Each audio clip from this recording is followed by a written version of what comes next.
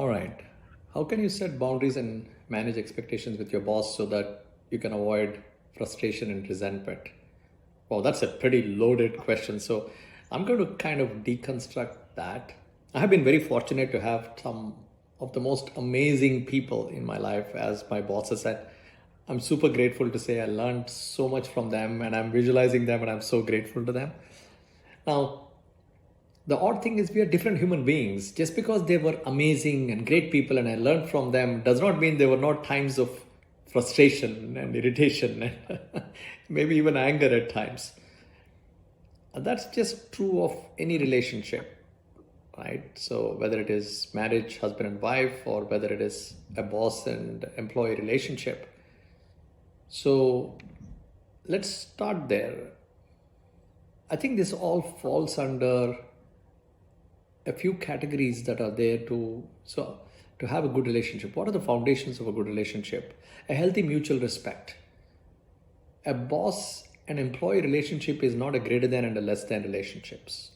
Most of the foundational problems of relationships come because we look up to somebody and say that person is greater than me in some sense. But the challenge with looking at somebody as greater than us is then we look at somebody else and say that person is less than me. So then we have this mental pecking order. You are greater than somebody and somebody else is less than you, and you're always constantly evaluating that. And that's a challenge because then healthy mutual respect disappears. So one of the first things that I would talk about is get rid of greater than and less than mentality and go with an equal respect mindset. The operating word is equal respect.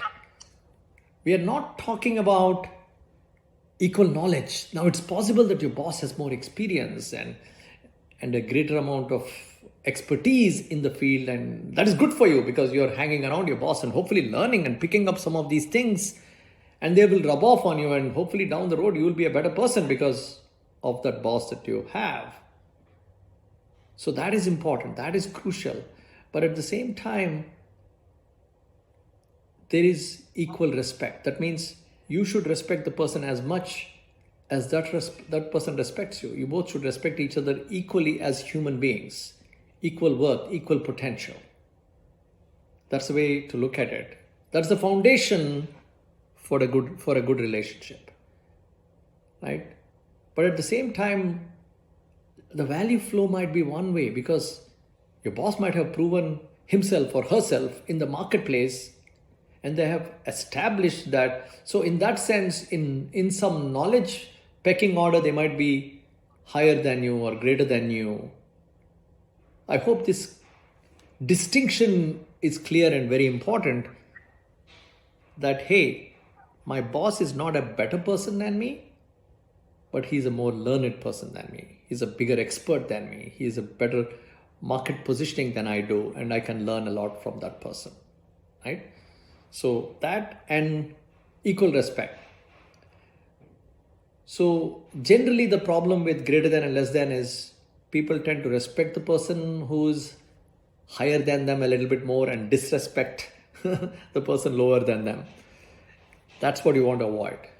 So that's the foundational element. The foundational element, number one, the cornerstone of good relationship is healthy mutual respect.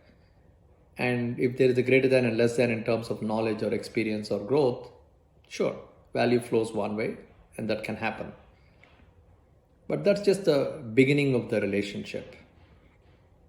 And then the next step of that is over communication. Generally, communication is a crucial thing in avoiding frustrations. One of the pieces of communication is a common foundation, a common basis.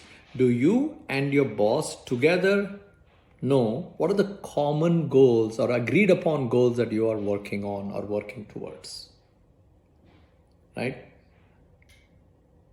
Most of the conflicts and challenges and frustrations and irritations can be traced back to assumptions. We can almost say assumptions are a mother of error, and assumptions are a result of lack of communication or poor communication or gaps in communication. Oh, I thought you wanted this. Oh, I thought I made this clear to you. So having those conversations periodically where, hey, this is what I'm doing. Is that in agreement, in alignment with what you were hoping I would do? And so over communicate a little bit more than needed.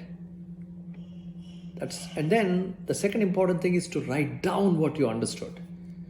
The joke about communication is the illusion that it happened. Many times we think that communication has happened, but it's one way. I only told them, they did not receive it. But if I ask them, can you summarize back to me what you heard from me? And they tell me that and say, really? Is that what you heard from me? That's not what I told you.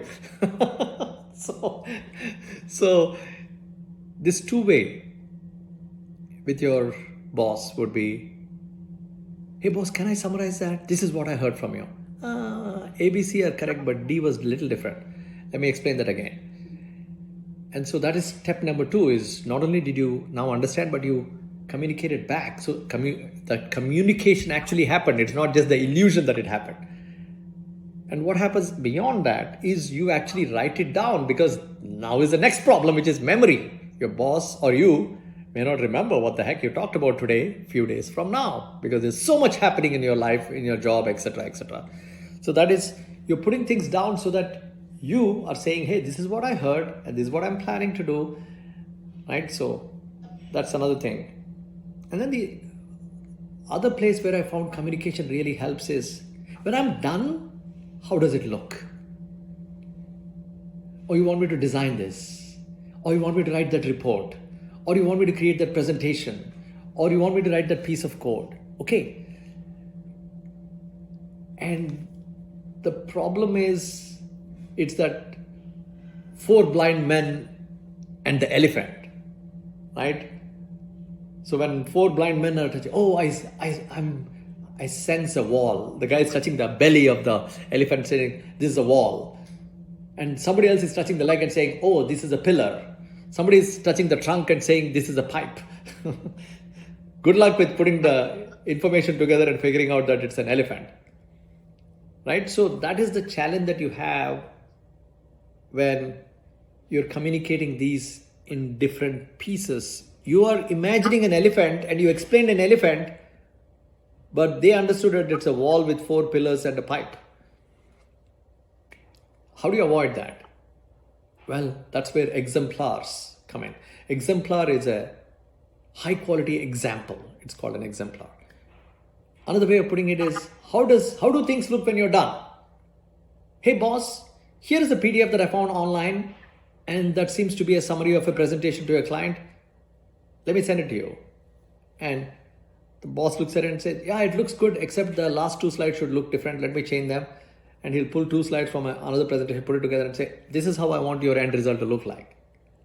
Now the chances, not only did you understand what he or she wants you to do, but you also know what should the end result look like. Are you guys understanding how this will remove so many of the assumptions and miscommunications and frustrations and irritations and reworks and anger, and all of these go away? Because generally people are good. It's just that the communication was poor, right?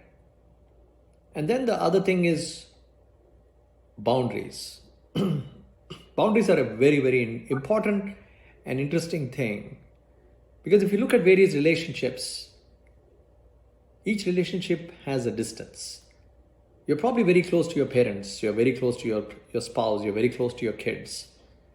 Maybe there are some really close friends, you might be even closer to them, you might let your hair down, you might talk about anything without fear or mistrust of being betrayed, or the privacy or confidentiality being leaked. So that's where you let your hair down and you can talk anything to them and be safe. So there, the relationship distance is very close, right? And the boundary is either very thin or non-existent. But then there's an arm's length distance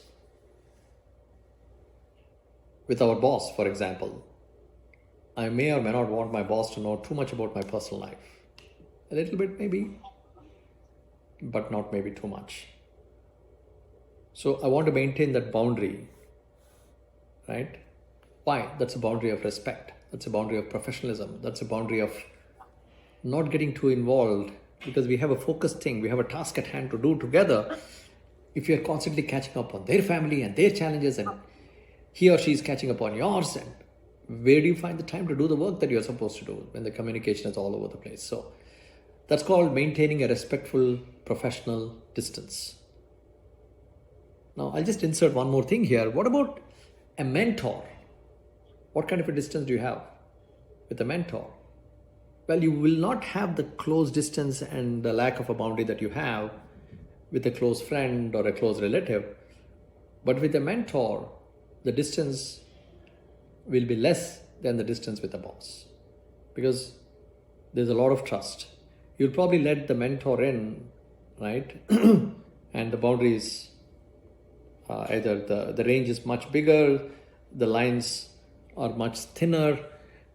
And like my mentors know a lot about my finances, they know a lot about my family, they know a lot about what I'm doing and what I'm working on, where am I growing, what am I good at, what am I still working on, which my boss may or may not know, if that makes sense. So I'm going to stop there because I hope that's making a little bit of a difference. And I covered a lot of range, but I'm hoping that these different video bits can together give you an idea about how to have that proper relationship, proper boundaries, wherein you can have not frustrations and irritations and anger and all of that, but happiness, growth, prosperity, a mutual growth in relationship strength over time.